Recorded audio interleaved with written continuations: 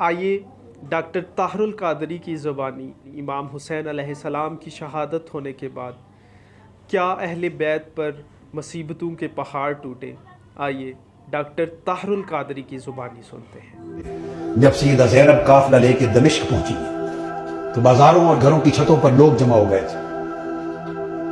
کسی کو کچھ پتہ نہیں تھا کہ یہ کٹے ہوئے سر کن کے ہیں، اور جو قیدی آ رہے ہیں اونٹوں پر کجاووں پر، یہ کون ہیں؟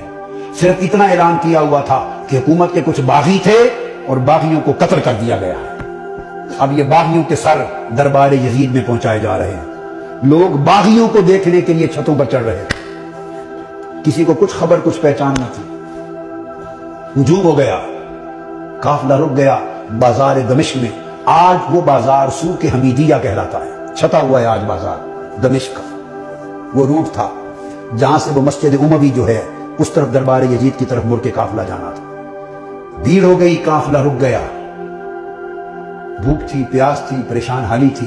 تو چھتوں پہ جو لوگ چڑھ گئے تھے ان میں ایک خاتون بھی چڑھ گئی تھی، بوڑھی۔ اس خاتون نے دیکھا قیدی ہیں، مسافر ہیں، پریشان حال ہیں۔ اس نے پانی بھیجا، کچھ کھانے کی چیزیں بھیجی، کچھ کپڑے بھیجے، دوپٹے بھیجے، ضرورت کا سامان بھیجا۔ سیدہ زینب نے سارا کچھ دیکھ کر اس خاتون کو بلوایا۔ جب وہ قریب آئی تو فرمایا کہ بی بی، تو نے ہمارے ساتھ بڑی نیکی کی ہے۔ کوفہ سے لے کے دمشق تک کسی نے ہمیں پوچھا تک نہیں، کسی نے ہمارے حال کی خبر نہیں لی۔ تم کون ہو اور ہمیں کیا سمجھ کے ہم سے اتنی بھلائی کی؟ اس نے کہا میں اور تو کچھ نہیں، میں اپنی اوائل چھوٹی عمر میں مدینہ رہتی تھی اور حضرت سیدہ فاطمہ الزہرا کی خادمہ تھی۔ پھر جب ان کا وصال ہو گیا تو مدینہ چھوڑ کے دمشق آ گئی، پھر وہاں نہیں رہی۔ تو تم نے اتنی نیکی کی ہمارے ساتھ، کیا سمجھ کے؟ اس نے کہا مجھے اور تو کچھ معلوم نہیں۔ تو جب آخری وقت تھا حضور سیدہ کائنات کا تو میں نے عرض کیا بی بی مجھے کوئی وصیت کر دیں، وصیت کی عمر بھر عمل کروں۔ تو انہوں نے مجھے، جانتی تھی کہ میں دمشق سے ہوں، انہوں نے مجھے وصیت کی تھی۔ فرمایا تھا بیٹا ایک ہی وصیت ہے، کبھی قیدی نظر آئیں تو ان سے اچھا سلوک کرنا۔ زندگی میں کبھی قیدی نظر آئیں تو ان سے اچھا سلوک کرنا۔ میں نے تو دیکھا ہے قیدی ہیں اور مجھے ان کی وصیت یاد آئی ہے۔ زندگی میں پہلی مرتبہ موقع ملا ہے تو میں نے سیدہ فاطمہ الزہرا کی، اپنی مخدومہ کی، میں نے نصیحت پہ عمل کر کے قیدی جان کے تو یہ سارا کچھ کیا ہے۔ سیدہ زینب رضی اللہ تعالیٰ عنہا اور سلام اللہ علیہ فرمانے لگی اللہ تیرا بھلا کرے، تجھے اجر دے، بتا تو نے ہم سے اتنی نیکی کی، بھلائی کی، ہم تیرے لیے کیا دعا کریں، کیا صلہ دیں؟ ہم تو اس وقت خود مسافر ہیں، قیدی ہیں، لٹے ہیں، مظلوم ہیں، بے یار و مددگار ہیں، ہم تیرے لیے کیا دعا کر سکتے ہیں؟ اس نے کہا بی بی میری ایک ہی آرزو ہے عمر بھر کی، وہ دعا کر دیں۔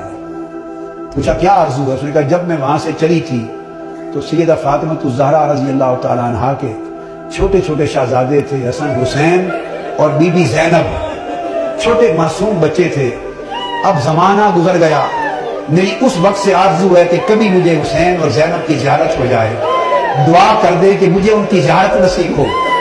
بی بی زینب نے فرمایا تیری دعا قبول ہو گئی، میں زینب ہوں جو قیدی ہوں، اور جس کا سر کٹا نیزے پر دیکھ رہے ہو یہ حسین ہے۔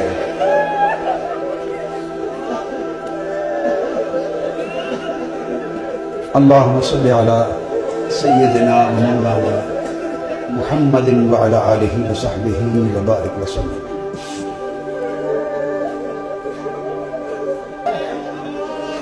پھر سیدہ زینب قافلہ لے کر جب دربار یزید میں پہنچی ہیں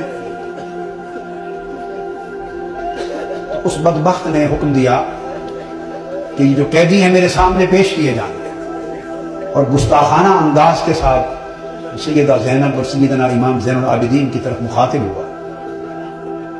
آپ کے ساتھ وہ ضعیفہ مائی تھی جو سیدہ کائنات سیدہ فاطمہ الزہرا رضی اللہ تعالیٰ عنہا کی خادمہ تھی، اور جنہوں نے اپنی گود میں حسن حسین اور زینب کو پالا تھا۔ ان کا نام تھا فضہ۔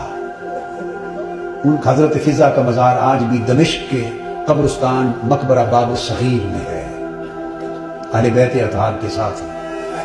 وہ ضعیف تھی، ضعیف उस वक्त बूढ़ी बुढ़ापे की वजह से झुक गई थी, कमर सीधी नहीं होती थी। वो खड़ी हो गई, जोश में खड़ी हो गई और फरमाने लगी, बदबख्त यजीद, तुम जिनको बांदियां कह रहा है, ये कैदी बांदियां पेश की जाएं, खबरदार, ये दुनिया और आखिरत और कुल कायनात की मालिक वारिस हैं, ताजदार कायनात की शहजादियां हैं, तमीज से बात कर। यजीद ने अपने फौजियों को देखा और कहा कि ये बूढ़ी खातून कौन है जो जसारत और बेअदबी कर रही है हमारे दरबार में, इसकी खबर लो। उसके फौजी उठे, उन्होंने तलवार लहराई, डराने धमकाने के लिए बीबी फिजा रज़ी अल्लाह ताला अन्हा को। बस इतना अमल करने की देर थी कि खुद यजीद के फौजियों में दर्जनों सैकड़ों फौजी हबशा के रहने वाले थे और बीबी फिजा भी हबशा से थी। यजीद की अपनी फौज के हबशी जवान, यकलख 20 हबशी जवान तलवारें म्यान से निकाल के खड़े हो गए। उनकी जो कौमी गैरत थी और वतन की हमीयत थी, उसने जोश मारा। उसने कहा, खबरदार, ये हमारे वतन की मां है, हबशा की मां है, अगर किसी ने इसकी तरफ हाथ बढ़ाया तो तलवारों से गर्दनें काट देंगे। जब वो तलवारें लहराई हबशा की एक खातून की इज्जत की खातिर, तो उस वक्त सैयदा ज़ैनब ने मुड़ के मदीना की तरफ देखा और मदीना की तरफ तक कर हाथ उठाए और अर्ज किया, बाबा, आज हबशा की एक बेटी के लिए सैकड़ों तलवारें निकल आई हैं, मगर आज आपकी बेटियों की हिफाजत के लिए कोई शख्स यहां मौजूद नहीं।